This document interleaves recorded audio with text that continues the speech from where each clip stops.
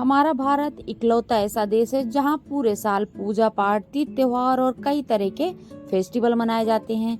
उसी में से अभी हिंदुओं का सबसे पूजनीय पर्व निकल के गया और वो है नवरात्रि। नवरात्रि में आप में से बहुत सारे लोगों ने 9 दिन का फास्ट रखा होगा और सब लोगों ने अपने अपने हिसाब से विधि विधान पूर्वक पूजा करी होगी, कलश स्थापना करी होगी, जवारे बोए होंगे।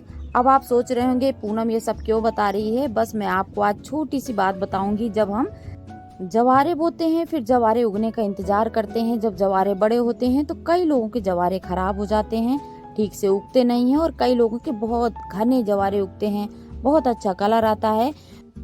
ये बात सच है कि जवारे देख के आप बहुत कुछ अनुमान लगा सकते हैं। जवारे का कलर, जवारे की लंबाई, जवारे का बढ़ना, ये सब शुभ संकेत हैं और ये जवारे अच्छे भी होते हैं। लेकिन कई लोगों के जवारे कम उगते हैं या फिर घने नहीं होते। अगर उग भी गए तो वो बीच में ही गिरने लग जाते हैं, फफूंद लग जाती है, खराब हो जाते हैं। तो ऐसा नहीं है कि उनकी किस्मत खराब है, कई चीजों के कारण हमारे जवारे खराब हो जाते हैं और उसके जिम्मेदार हम खुद ही हैं। तो इस बार जिनके भी जवारे सही से नहीं उगे और वो थोड़ा सा परेशान हैं, तो ये वीडियो आपके लिए है। अगर आप वीडियो पूरा वॉच करते हैं तो सच में आपको बहुत ज़्यादा खुशी मिलेगी, साथ ही साथ बहुत बड़ी प्रॉब्लम, बहुत बड़ी टेंशन आपकी सॉल्व होने वाली है।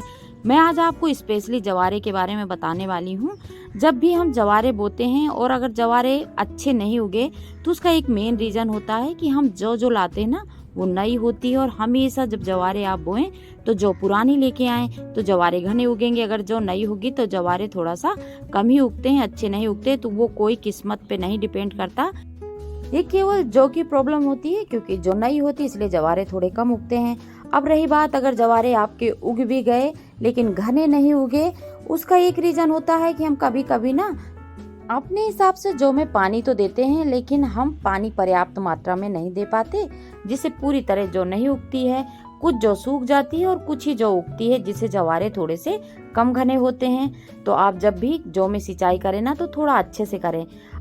अब तीसरी प्रॉब्लम ये आती है कि कई लोगों के जवारे में फफूंद लग जाती है और जवारे खराब हो जाते हैं। उसका एक बहुत ही मेजर रीजन है कि जब हम जौ में पानी देते हैं तो कुछ एक्स्ट्रा ही पानी डाल देते हैं, जिससे कि जवारे में फफूंद लग जाती है और हमारे जवारे अच्छे खासे उगने के बाद भी खराब हो जाते हैं।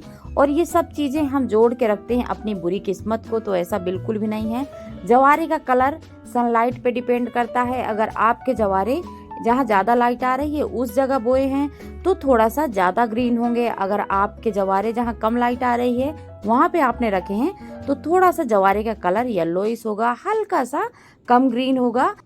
तो जवारे कई बार हमारी गलती से भी कम अच्छे उगते हैं। और मैं 10 साल से नवरात्रि का फास्ट कर रही हूँ तो हर बार भी मेरे जवारे सेम कलर के नहीं होते। और ये पूरा डिपेंड करता है कि आप उनकी देखरेख कैसे करते हैं, किस तरह से आप बोते हैं, पानी कितना देते हैं।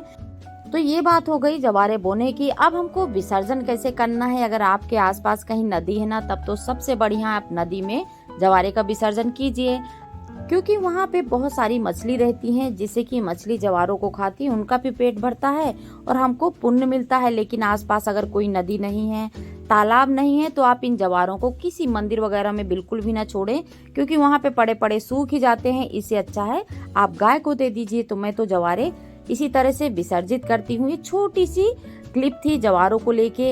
अब चलिए, मैंने जवारे तो विसर्जन कर दिए, उससे पहले मैंने नवमी को कन्या भोज कराया था। तो ये देखिए छोटी सी क्लिप मैंने कन्याओं की भी आपके साथ शेयर करी है। होप करती हूँ आपको पसंद आई हो। चलिए चलते हैं। कन्या भोज तो करा लिया हमने, अपने घर में लक्ष्मी माता को बुला लिया और ये साक्षात दुर्गा स्वरूप होती हैं।